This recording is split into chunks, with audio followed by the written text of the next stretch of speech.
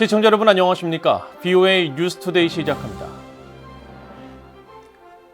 토니 블링컨 미국 국무장관의 방중을 계기로 미국과 중국이 관계 안정화 의지를 나타냈지만 악화된 한중 관계가 개선으로 이어지기는 힘들 것으로 미국 전문가들이 분석했습니다. 한국 정부가 미국과 긴밀히 연대하는 외교 정책을 펼치는 데 대한 중국의 분노가 크다면서 중국의 압박에 한국 정부가 단호하게 대응하는 것이 중요하다고 분석했습니다. 첫 소식 조은정 기자가 보도합니다. 전문가들은 한국 정부가 중국에 대해 단호하고 원칙에 입각한 입장을 유지하는 것이 중요하다고 강조했습니다. 엘브리지 콜비 전 미국 국방부 전략군사 담당 부차관보는 21일 VOA와 인터뷰에서 중국은 미국과 긴밀히 협력하는 모든 국가의 불이익을 주려고 하지만 한국이 입장을 굽히지 않고 강경하게 대응하면 중국은 결국 한국을 존중할 것이라고 밝혔습니다. Unfortunately, I think the expression is there's no pain, no gain. I think in order to get to a place where Beijing is going to respect South Korea's interests, there's going to be a period of discomfort and risk and that sort of thing. But that's necessary to ensure that South Korea, is approaching Beijing from a position of strength. 라이언 하스 브루킹스 연구소 선임 연구원도 중국의 수사적 압박에 맞서 한국이 단호한 입장을 취하고 인내심을 유지하는 것이 중요하다고 밝혔습니다. 데니스 와일더 전 백악관 국가안보회의 NSC 아시아 담당 선임 보좌관은 VOA와의 인터뷰에서 중국이 더 순종적이고 중국에 더 의존적인 한국을 원하기 때문에 한중 관계가 안정화되기는 매우 어려울 것이라고 지적했습니다. 따라서 미국과 중국이 관계 안정화 의지를 밝힌 것이 한중 관계에는 제한적인 영향을 미칠 뿐이라고 진단했습니다.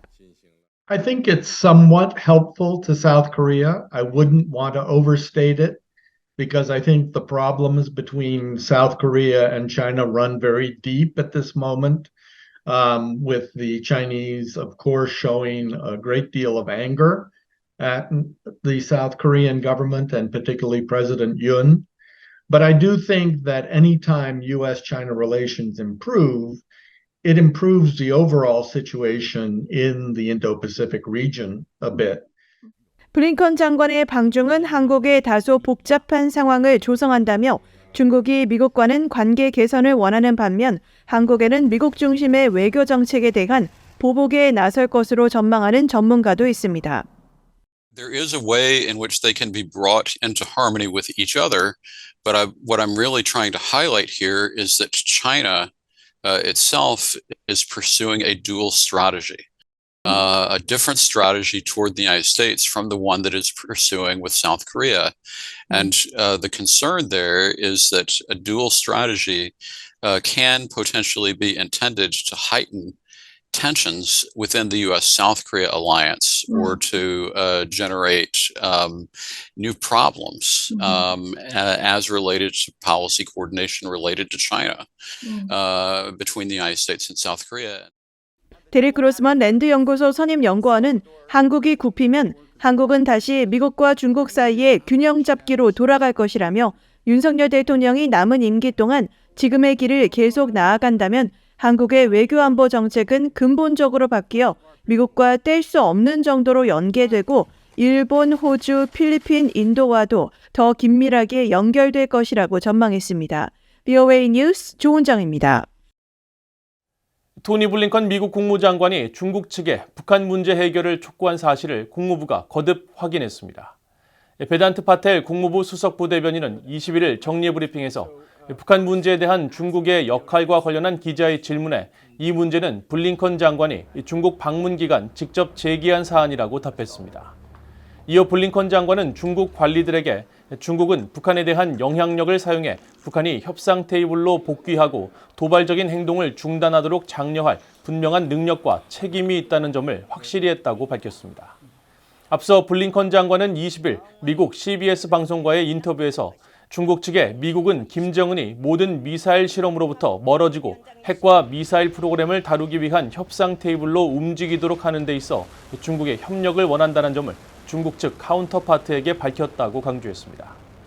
파텔 부대변인은 중국 외교부 대변인이 미국을 겨냥해 정치적 도발을 하고 있다고 말한 데 대한 논평 요청에는 조 바이든 대통령과 블링컨 장관은 민주주의와 독재에 관한 분명한 차이를 포함해 우리가 동의하지 않는 영역에 대해 매우 분명히 해왔다고 밝혔습니다. 미국과 일본, 프랑스가 지난 14일부터 엿새간 남중국해에서 항공모함이 동원된 해상연합훈련을 실시했다고 일본 해상자위대가 밝혔습니다. 일본 해상자위대는 20일 보도자료에서 인도태평양에 배치된 사미다레함이 미군 해군 항모 로널드 레이건함, 프랑스 해군 프리기타민 로레인함과 함께 3국 연합훈련인 노블 버팔로 훈련을 실시했다고 밝혔습니다. 이어 일본 해상자위대와 프랑스 해군은 정례적인 양자훈련과 동맹인 미국 해군이 주도하는 다자훈련에 적극 참여하는 등 인도태평양 지역에서 방위 협력을 심화하고 있으며 또 북한 국적 선박과의 환적 등 불법 해상 활동에 대한 감시 활동에 대해서도 협력과 공조를 강화하고 있다고 밝혔습니다. 또 해상자위대는 일본 방위뿐 아니라 자유롭고 열린 인도태평양의 안보 환경을 위해 동맹국과 같은 생각을 가진 국가 해군과의 협력을 통해 국제 평화와 안정에 기여하고 준비 태세를 유지하고 있다고 강조했습니다. 미국과 일본이 최근 항공 통합 훈련을 실시하고 영내 위협에 대한 대응 능력을 점검했습니다. 미국 태평양 공군 사령부는 20일 보도자료를 통해 미군과 일본 자위대가 16일 양자 항공 통합 훈련을 하고 미일 동맹이 즉시 사용할 수 있는 지속적인 억제 옵션을 증명했다고 밝혔습니다. 또 미국 공군 KC-135 급유기에 지원을 받은 미군 해병대 F-35 전투기 넉 대가 일본의 상공에서 일본 항공자위대 F-2 전투기 넉 대와 함께 일본과 영내에 대한 위협에 신속하고 단호하게 대응할 수 있는 동맹의 역량을 보여줬다고 강조했습니다. 이어 미국은 동맹인 일본과 함께 인도태평양 전역의 평화와 번영에 전념하고 있고 지역 평화와 안보에 초석 역할을 하며 일본에 철통 같은 방어를 제공하고 있다고 밝혔습니다. 암호화폐 탈취를 비롯한 북한의 악의적인 사이버 활동이 계속되는 가운데 미국이 북한이 훔친 암호화폐 중 1억 달러 이상을 차단했다고 미국 정부가 밝혔습니다. 미국 법무부는 북한 등 적대 국가들의 사이버 활동이 국가 안보를 위협하고 있다며 대응 부서를 신설했습니다. 박형주 기자가 보도합니다. 미국 민간연구소인 후보연구소가 20일 사이버 안보를 주제로 개최한 토론회입니다. 미국 법무부의 매튜 올슨 국가안보 담당 차관보는 적대적인 국가들이 광범위한 위협 활동을 펼치기 위해 사이버 수단 활용을 가속화하고 있다고 지적했습니다. 그러면서 중국, 러시아, 이란, 북한을 거론했는데 특히 북한에 대해선 사이버 활동이 정권의 불법 무기 개발을 지원한다는 점을 강조했습니다. North Korea has turned to illicit cyber activities to steal the funds and technical knowledge that it needs to support its military aspirations and its WMD programs. 올슨 차관보는 이어 미국 정부가 자산 동결 권한과 제재를 활용해 북한이 자신들의 불법 수익의 상당 부분에 접근하지 못하도록 막고 있다고 밝혔습니다. 미국이 이렇게 해서 북한이 탈취한 암호화폐 중 1억 달러 이상을 차단한 사실도 밝혔습니다. We've also used our cryptocurrency tracing abilities and our seizure authorities to prevent over $100 million in ill-gotten gains from ever being used by North Korea to support its ballistic missile programs.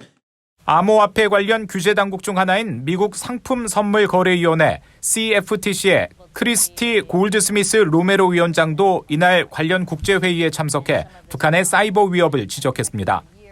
사이버 범죄자들이 더욱 조직적이고 혁신적이며 부유해지는 가운데 이들이 러시아, 중국, 이란, 북한과 같은 국가에 안전한 피난처를 마련하고 있으며 라자루스 그룹과 같이 국가가 후원하는 경우도 있다는 것입니다.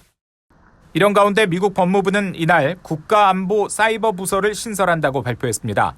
법무부는 이 부서가 국가 연계 사이버 범죄 조직, 관련 자금 세탁업자, 사이버를 이용한 국가안보 위협에 대한 차단 활동과 사법 조치를 강화하고 범정부 차원의 관련 협력을 촉진할 것이라고 밝혔습니다. VOA 뉴스 박형주입니다. 최근 미국 의회에서 중국 내 탈북민 보호를 위한 입법이 추진되는 가운데 미국 상원과 하원에서 세계 난민의 날을 기념하는 결의안이 발의됐습니다. 미국 민주당의 밥 메넨데즈 상원의원과 테드 리우 하원의원은 20일 유엔이 지정한 세계 난민의 날을 맞아 민주당의 다른 상하원 의원 72명과 함께 전 세계 난민 문제에 대한 미국 역할의 중요성을 재확인하는 결의안을 발의했습니다. 결의안에서 미국 의원들은 전쟁과 박해, 착취, 고문을 피해 떠나야 했던 전 세계 난민들의 안전과 건강, 복지를 증진하는 데 있어서 미국의 역할이 중요하다고 강조하고 강제 송환 금지는 미국의 난민과 망명 시스템의 중심 원칙이라고 명시했습니다. 이어 망명은 미국 국내법과 국제법에 의해 보호받는 권리이기 때문에 미국은 인도적이고 정상적으로 작동하는 국제 망명 시스템의 유지에 기여할 법적인 의무가 있다는 점도 강조했습니다. 한반도에서 한국과 북한 간 분쟁을 막고 휴전 상황을 감시하는 중립국 감독위원회 참여국들이 회담을 갖고 한반도 상황을 평가했습니다. 중립국 감독위원회 참여국인 폴란드와 스웨덴, 스위스는 20일 폴란드 바르샤바에서 발표한 공동성명을 통해 연례협의에서 북한의 핵과 탄도미사일 프로그램을 논의했다면서 지난해 5월 마지막 협의 이후 영내 긴장이 고조되고 있다고 지적했습니다. 그러면서 모든 당사국들이 영내 긴장을 고조시킬 위험이 있는 행동을 자제하고 한반도에서 신뢰 구축을 위한 구체적인 조치를 취해야 할 필요성을 강조했습니다. 이어 참여국 대표들은 한반도의 비핵화가 반드시 달성돼야 한다는 점을 재확인하고 영내 항구적 안정을 위한 유일한 길은 한반도의 평화협정을 제정하는 것임을 거듭 강조했다고 밝혔습니다. 중립국 감독위원회는 1953년 체결된 휴전협정에 따라 남한과 북한의 휴전협정 이행 여부를 확인 감독하고 분쟁을 예방하기 위해 같은 해 8월 판문점에 설립된 국제기구로 한반도의 안보와 관련된 조사 결과를 매년 군사정전위원회에 보고하고 있습니다.